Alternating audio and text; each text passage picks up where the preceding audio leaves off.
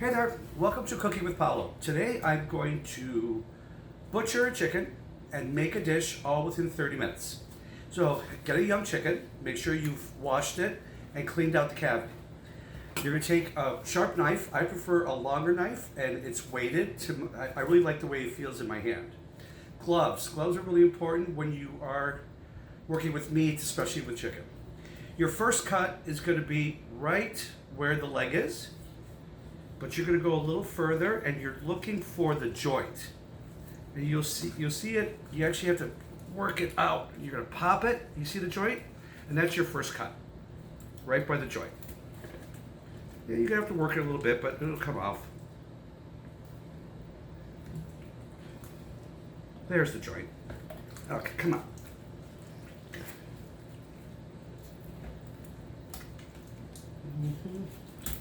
Okay, there's our first cut. We're going to do the same on the other side.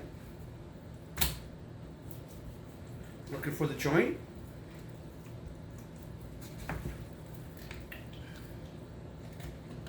As soon as you find the joint, you should be able to get it cut right off. There's a lot of skin.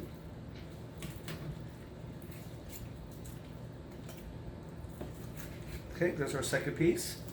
Now you want to cut off the wings. Again, looking for the joint. That's piece number one. Wing number one, sorry. And wing number two. Now you need a really good pair of kitchen scissors. You're going to put it on its breast and you're going to cut just above you're going to cut the back off is what you're actually doing. Okay, there you go. And right through the rib cage, and there. Now this piece, the back piece, a lot of people throw it away. I'm saving it for a stock that I'm going to make chicken soup with later. Put that in the sink. Okay, now the breast itself, you want to cut it right down the middle.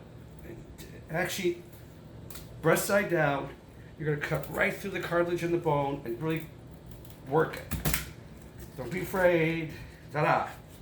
Now we're not quite done yet. There, 2 chicken breasts. Now we want to get the thigh. There's a little trick with the thigh. I learned from my best friend's mother from Iowa. So this is the thigh and this is the breast. So you're gonna feel a little divot in between the two. That's where you cut.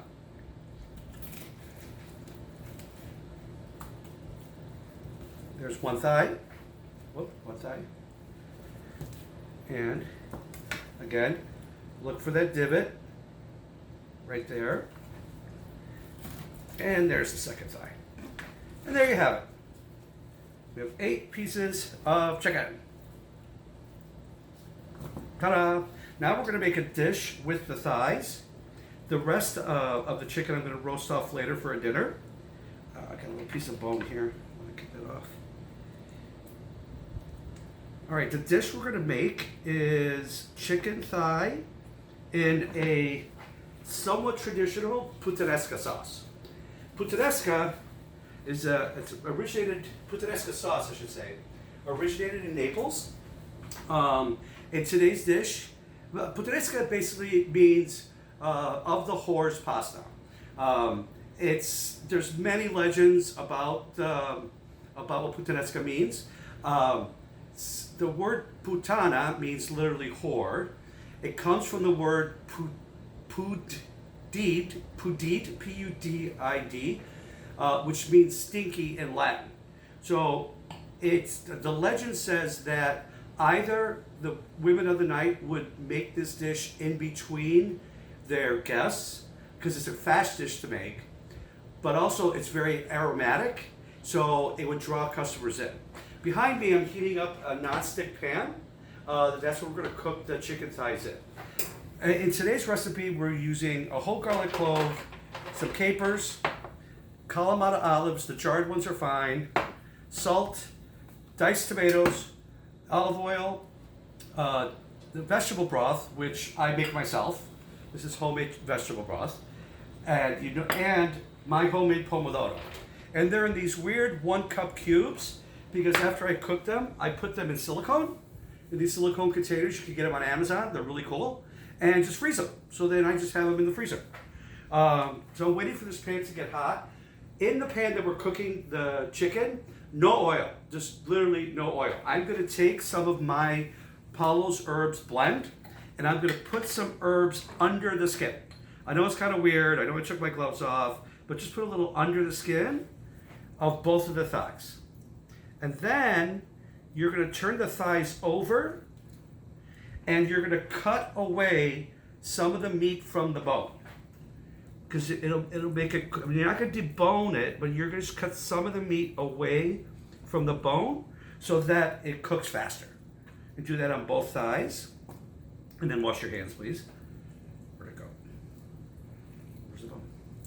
I cut this one so well, I don't even know where the bone is. There it is. Okay. There we go. All right. Now, like I said, I'm waiting for that pan to get hot. I'm gonna wash my hands. Fast. All right, the pan is hot, and like I said, I'm just gonna put these on. Nice little sizzle. 2. All right, I'm gonna cover these.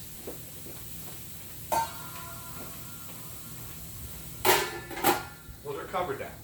Now I'm going to start with my puttanesca sauce. And literally, I'm going to keep them on high heat for 3 minutes. Then I'm going to put it in low heat for 15 minutes. And right at the very end, I'm going to finish it with some white wine. All right, now for our puttanesca. Take some olive oil, a nice big zhuzh. Put your stove at medium heat. Everybody's stove is different, so I know my stove really well, and it's electric. But some of you may have a gas stove, which I prefer cooking on gas, but I've taught myself how to cook on electric. And also, you know, wine is very important to cooking, and sometimes I even put it in the food. Okay, enough of that. So we got olive oil in it. Now, customarily you would put anchovies in at this point. I'm using an anchovy paste. Put up like an 1.5 inches of a squeeze of anchovy. There you go. Yeah. And again, the anchovy is going to dissolve, so you're not even going to taste it. If you have red fresh pepper like this that I grow on my balcony, it's preferred. You want a little kick to the dish, but you don't want to overpower the dish. Now I'm just going to finely chop it and throw that in to give it a nice little, the whole thing, just not the green part, but at the end, but one whole chili. That should give it a nice mince to it. Okay, good. That's good. Use the back of the knife. I don't put the garlic in now. I put the garlic in a little later, and I'll tell you why. So get the chili in there. And then I take my Italian, if you have an Italian herb blend, you could use that. I use my own herb blend. You can buy this at paulosherbs.com. 15% discount if you use the family 15. Big, like 2 big pinches of that. I can tell already that my stove is running a little hot, which is okay, but the anchovy paste is almost dissolved. It's been about 3 minutes, so I'm going to turn this down on low heat. Medium heat, sorry. If that's at medium, and that's now set it and forget it. Just going to leave it alone until about 15 minutes, and I'm going to add some white wine.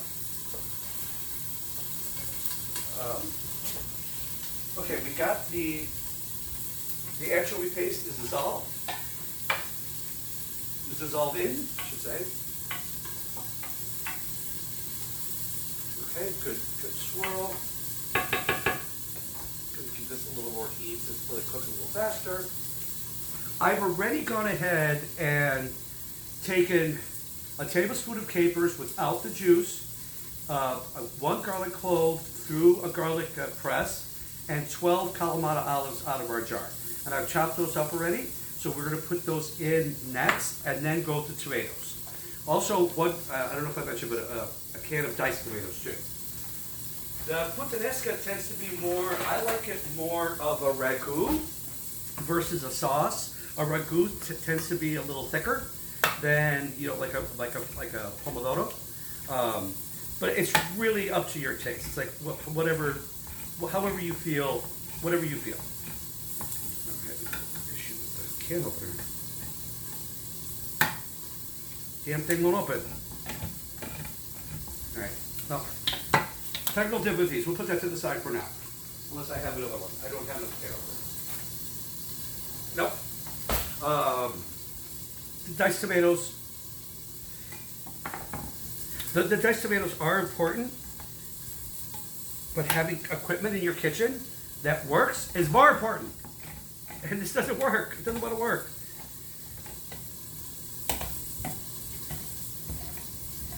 I should have done this before. Dead air time is not good, especially on YouTube, right? Or whatever tube. Okay, here we go. Come on. I'm going to improvise.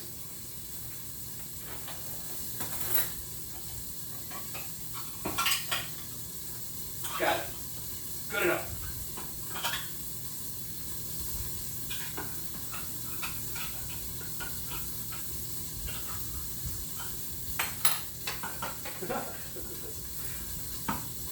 Leave it in, edit it out.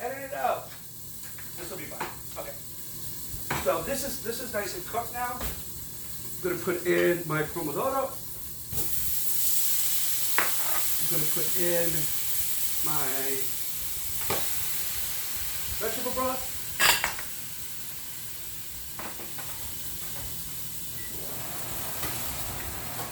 Those are gonna melt really quick. I'm gonna put in my diced tomatoes.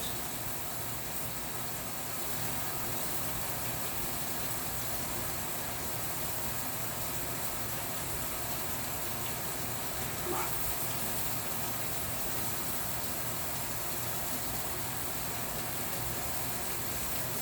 All right, my improv didn't work as well as I thought. Okay, there we go. Now we're gonna let that cook. We'll put the heat up because I want this to cook fast.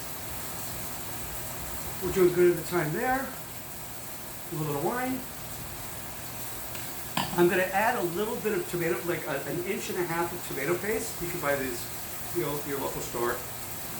I like this brand. It's about an inch and a half. That's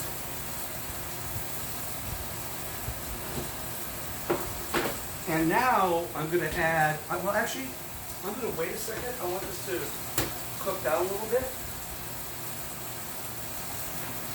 In the meantime, what am I going to do with the rest of this chicken? Well, I have some potatoes, I have some button mushrooms, and I have some cremini mushrooms.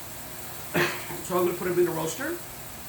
I'm going to slather them in my herbs and put them in a roaster, put them in the oven with the potatoes, and they're little potatoes. They're like Yukon Golds. With the potatoes and my herbs, a little bit of salt, and put them in the oven. And then in about an hour, we'll have roasted chicken for all my friends for dinner tomorrow or lunch or whatever they want to eat. So yeah, back to puttanesca. There's a lot of other fables about it, but the best of our knowledge, or the best of the research that I found, is that it does come from Naples. So it's the Palo. My background, my parents were both born in Calabria, which is the toe of Italy, in a small town called Cosenza. So they lived there. My mom was 8 when she emigrated to Canada, and my dad was 18. And they married back in '66. My mom wasn't 8 when she got married. She just moved to Canada when she was 8. And my dad didn't speak English until he was 25. Basically, when I was born. That's when he started speaking English. We moved to the States a few years after that, and I've been living now in Miami Beach for the better part of 21 years. Love it here. All right, in this other pot, I'm going to be blanching. I'm going to blanch some broccoli. I like buying the big bags of broccoli because I use a lot of it. So I'm gonna take like 6 nice pieces, 6 or 7, and I'm gonna cook them for about 5 minutes. Now the trick with broccoli, what I found with broccoli, is if you roast it, it tends to stay on the bitter side, and I know a lot of kids don't like that. So for parents out there, blanch it a little bit, and put some fun seasonings on it, and I bet your kids will like to eat it. But I like it softer. My dad likes it softer because he doesn't have any teeth, so he likes everything soft. But I like it a little softer. Okay, my cubes have melted down in my sauce. Now I'm going to add the capers, the olives, and the garlic.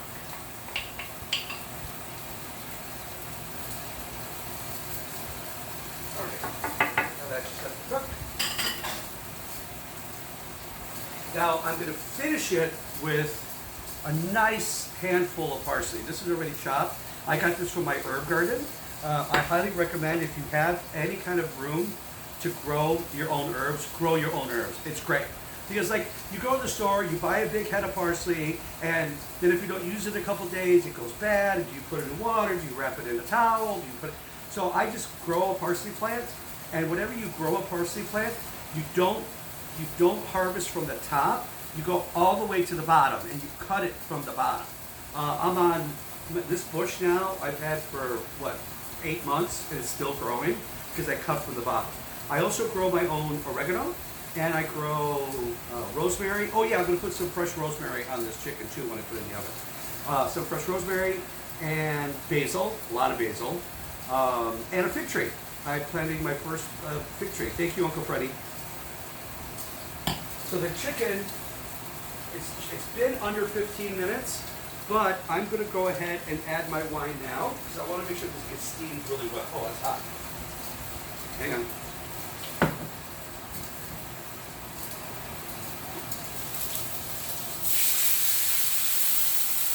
Oh yeah.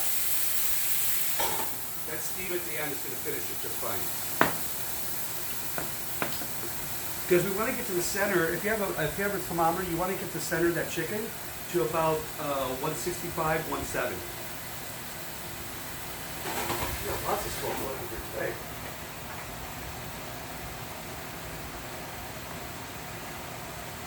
All right. Let's come along nicely. Yeah, this just needs to reduce. I mean, literally everything in there is cooked already. The pomodoro's cooked. The diced tomatoes, you just got to take some of that bite off of it. Normally I would cook this for a lot longer, but I'm keeping this under 30 minutes. Yeah, so that's why it's going a little bit. I'm going to add just literally a quarter teaspoon of salt. Because there's already the olives and the capers, I just want to make sure, and the anchovy, I'm just going to give it a little more salt. Literally that much. That's it. It was like 3 little shakes. Don't go crazy. Because then if it's too salty, you can't eat it. All right, I'm going to get these onto a baking pan.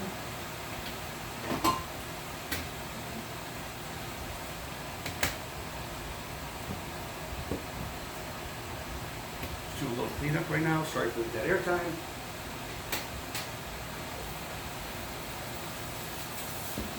Rinse off my cutting board.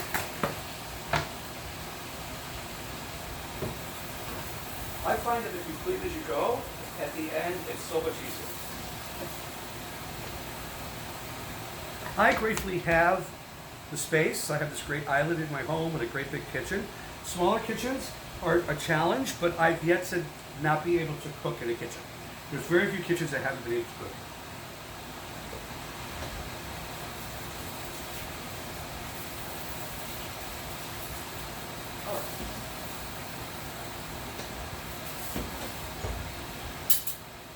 Good. Now we're clean. In the broccoli I'm keeping it super simple. The dressing, I'm going to dress it, but nothing fancy.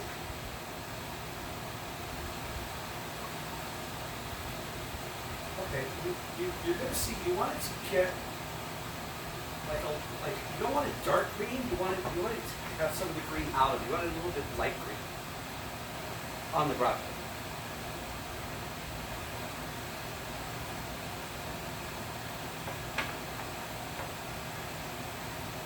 Now, did my mother make this while I was growing up? No. My mom, we grew up, we ate dinner together every night, the five of us, me, my mom, my dad, and my two sisters. Until I was about 14 years old, we ate dinner every night. And there was always a pasta, a meat, a vegetable, and a salad. Like, every night. It didn't matter. That's how my dad wanted to eat, that's how we ate. And her foods were very, very simple and basic. She cooked the way she grew up.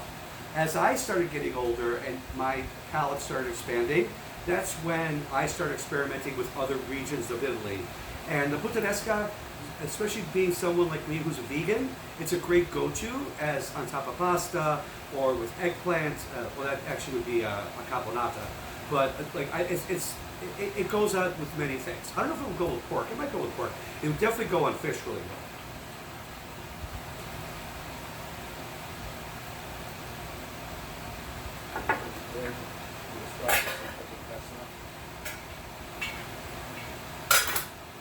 And always have, I like the mess up with my can opener. Yeah, this is my fault. I'm gonna always have the right tools. Find the right knife. Like, just don't go and buy a knife because it's cheap. Find the one that you like. I use this knife for everything. I do have a paring knife and a travel knife set that I travel with, but I always have my bad boy, my big boy with me, because it just I just like the way it feels.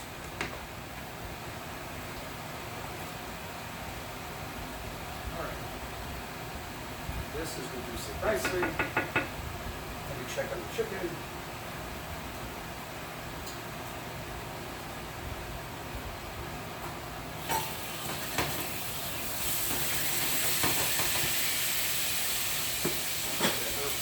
Sizzle.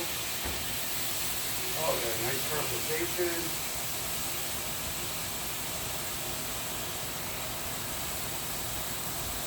Nice crispy skin.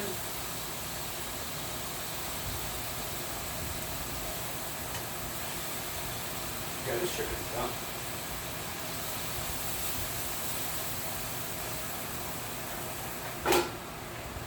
Turn that off, but just let that white wine finish in there. Now I'm going to get this broccoli off. If I had more time, I would shock it, but no time for that today. Handheld strainers are the best, guys. I use this all the time.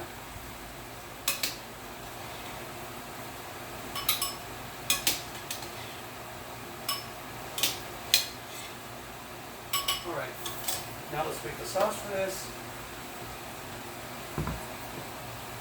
Nice sprinkle of olive oil. Go across the broccoli once with the salt. A big pinch of Paulo's herbs. And red wine vinegar. Now, my Uncle Freddie, he makes his own, and you could drink it. It's so good. This one's a good brand. I don't mind this brand. 1, 2, 3, 4, 5, 6, 7. That's it.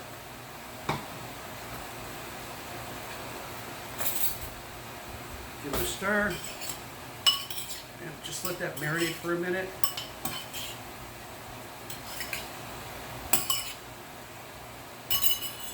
All right, now I'm going to take some of my puttanesca.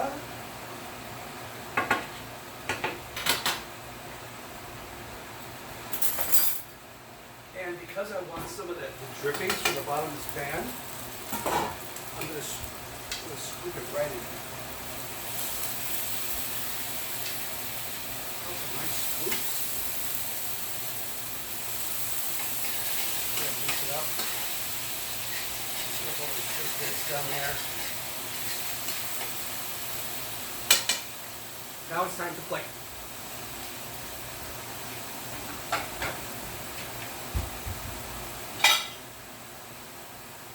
Alright, the two breasts, the two thighs.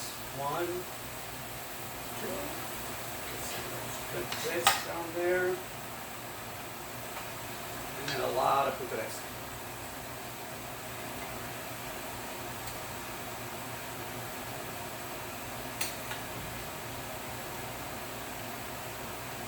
Remember,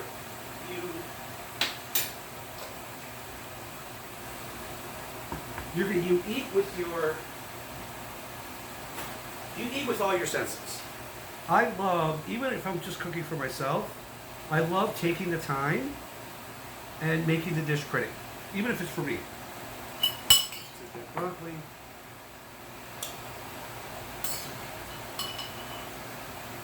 Dish.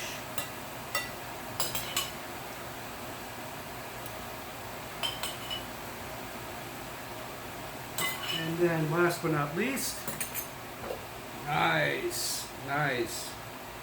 Got some parsley. It's good for you. Eat it. And there you have it. Chicken thighs, puttanesca with side of broccoli in less than 30 minutes. Have a great day, you guys. See you soon. Paulo'sHerbs.com.